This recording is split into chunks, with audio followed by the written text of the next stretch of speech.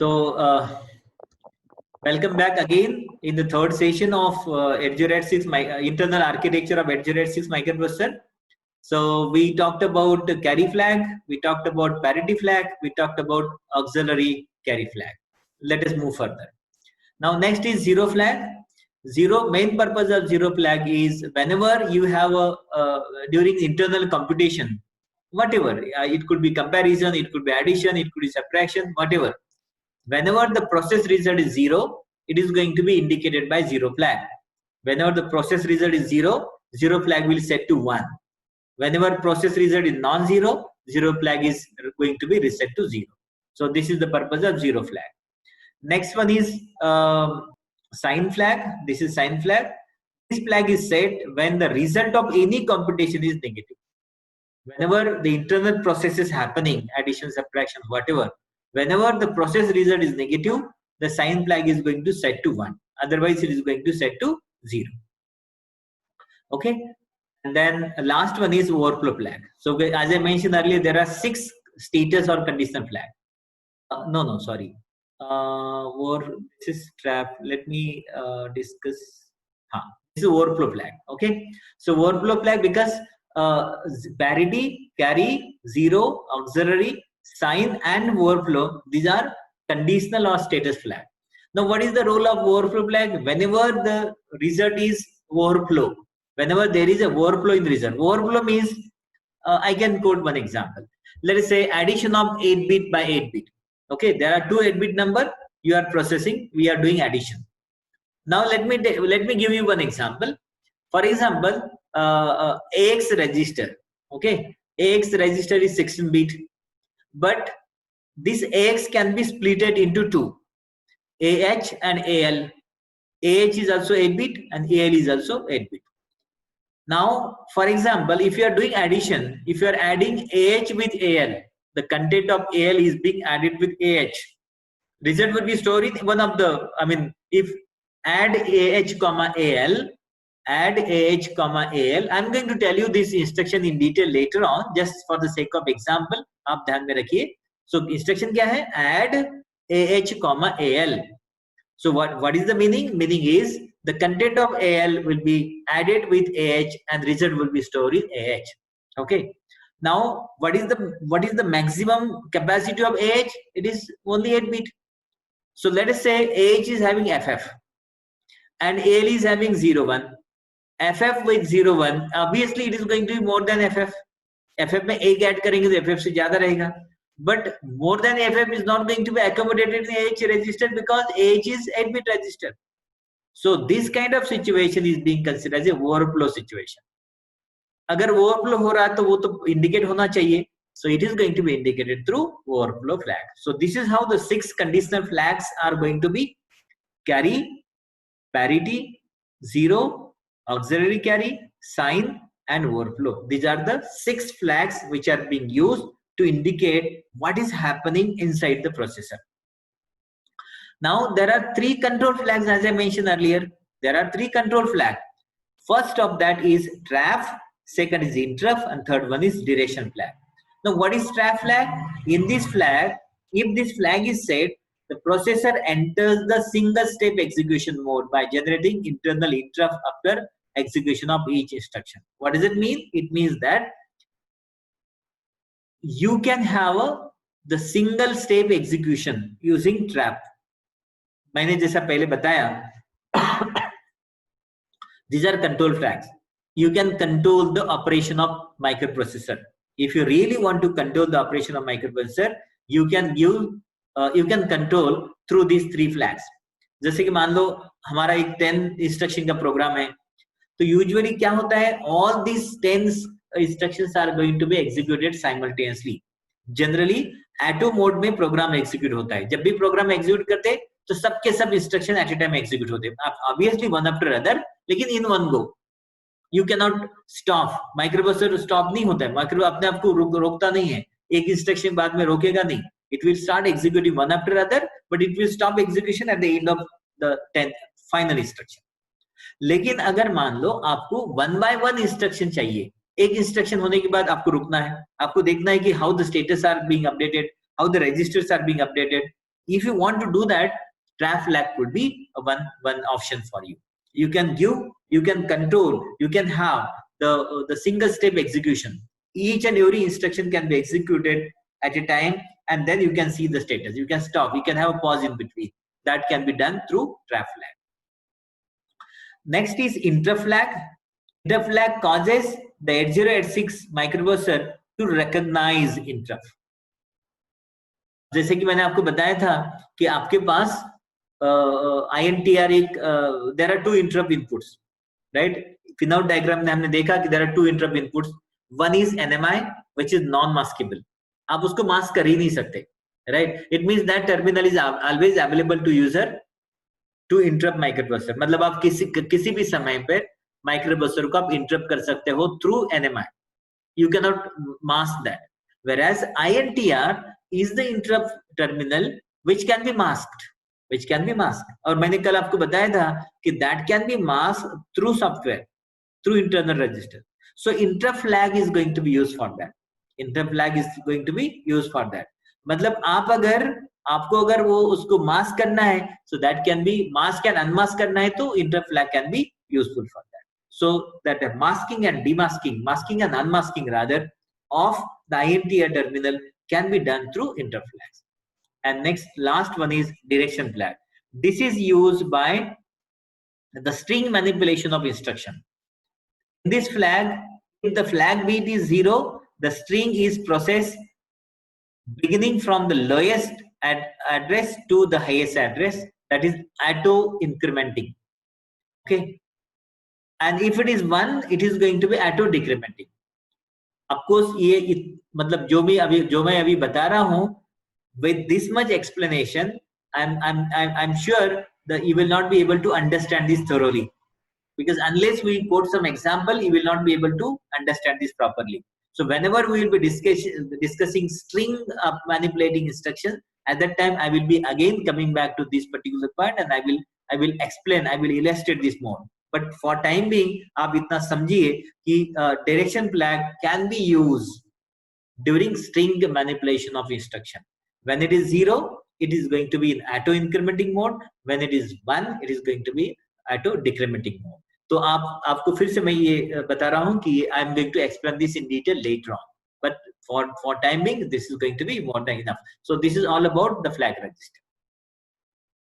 So this is, I mean, let me tell you quickly what we have discussed so far. We are having general purpose register, 16-bit. What are those? AX, BX, CX, DX. Okay, कितने हैं? 4 है.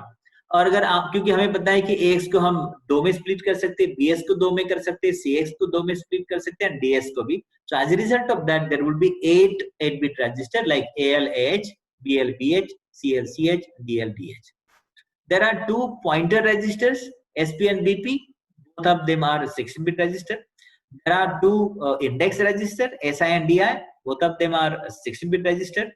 We have got one instruction pointer, very, very important, which is 16-bit register. Again, there are 4 16-bit registers, segment register rather, CS, DS, SS and ES. And we have got flag register, 16-bit flag register. Now, as far as the AX is concerned, it is 16-bit, we call it as an accumulator, and it has got general purpose as well as some special function as well. Similarly, same thing is true with AL. As I mentioned earlier, during some of the arithmetic operation like multiplication and division, the process results are being stored in AX and AL. And similarly, during IO operation also, the data which is to be transferred to the output device or data which is being read from the input device is going to be stored automatically in AX and AL register. BX register is also general purpose. It has got some special functionality, as I mentioned earlier. It is used to hold the base value whenever you are using base addressing mode, right? Similarly, count register, CX also being used specifically in some of the very special instructions, SIP instruction, rotate instruction, and loop instruction. ये मैंने बताया आपको कि जब हम instruction set देखेंगे, at that time I will be elaborating this more. Then we have got DX. This is also called a data register, used to hold the data for multiplication and division operation. So general purpose, as well as it has got some special function.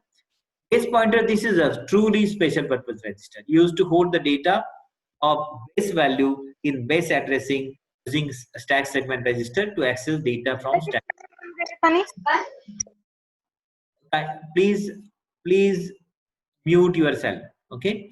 SI and DI, these are also special purpose register, source index and destination index register that we have already mentioned. So this is all about this architecture. So let me quickly give you the overview, and then we can have a question answer. Okay, let me quickly give you later. Overview of what we have discussed. So today we discuss about the architecture of 8086 microprocessor. 8086 microprocessor, as far as architecture is concerned, there are two different units: bus interface unit and execution unit. The role of bus interface unit is to fetch the instructions as well as the data which is required for the processing. Similarly, the process data is also going to be stored back to the memory or output device. Okay. Execution unit, the function of the execution unit is whatever instructions received from the BIU, which those instructions are going to be executed in execution unit. And most important part is the both operations are being performed simultaneously in parallel. As a result of that, the speed of 8086 microprocessor is something very high. Now we have got address special adder which is being used for generating a 20-bit physical address. As I told you, physical address has to be evaluated, and this is going to be evaluated by this special adder. Then we have got four different segment register: 16-bit segment register, segment, data segment, stack segment, and extra segment. These four segment registers are being used to hold the initial address of the memory, initial address of the respective segment of the memory. Okay, whenever we'll be calculating physical address. IP is instruction pointer, again 16-bit register, which is being used to track the to keep the track of program execution. We have another important block, bus control logic. This bus control logic is going to be useful for selecting the proper buses. You know, like we know there are three different kind of buses, right? Data bus, control bus, and address bus. This logic is going to be a kind of logic which is being used to select one of the buses which is needed at the time of execution of any instruction. We have got instruction queue. We can store as many as 6 bytes of instruction, and this will help to increase the speed of processor. As far as the segmentation is concerned, I told you the entire memory map. Since we have got 20-bit to about 20, we are going to have 1 megabyte memory. This memory has been segmented in 4 different segments: code segment, data segment, extra segment, and stack segment. Each segment can accommodate 64 kilobyte, and since it can accommodate 64 kilobyte, individual, and because since it is 16-bit, it can accommodate only 64 kilobyte, and since it is 16-bit register, the logical address, initial address would be 000F, and final address would be FFFH.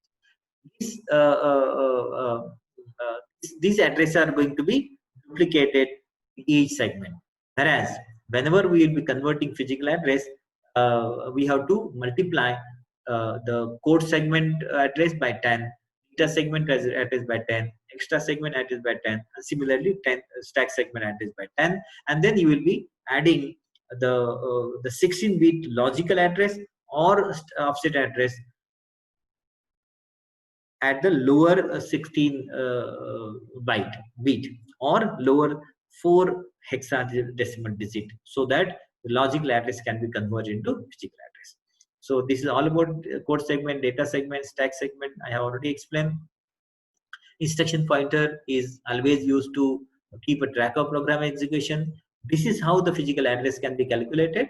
This is one example. Let us say the code segment is having the starting address 1000H, for example, right? So what we have to do, instead of adding prefix as here, we have to multiply it by 10. So 1000 can be converted to 10,000. Logical address or offset address will be there in IP as far as code segment is concerned. That 8000 can be added in lower 4 hex digit, right? And as a result of that, this 10,000 can be converted into 18,000. It means logical address we have converted to physical address. Then instruction queue, as I mentioned earlier, there can be you can store as many of 6 instruction byte, and this concept is called as pipelining, and this helps to increase the speed of operation. This is all about bus interface unit.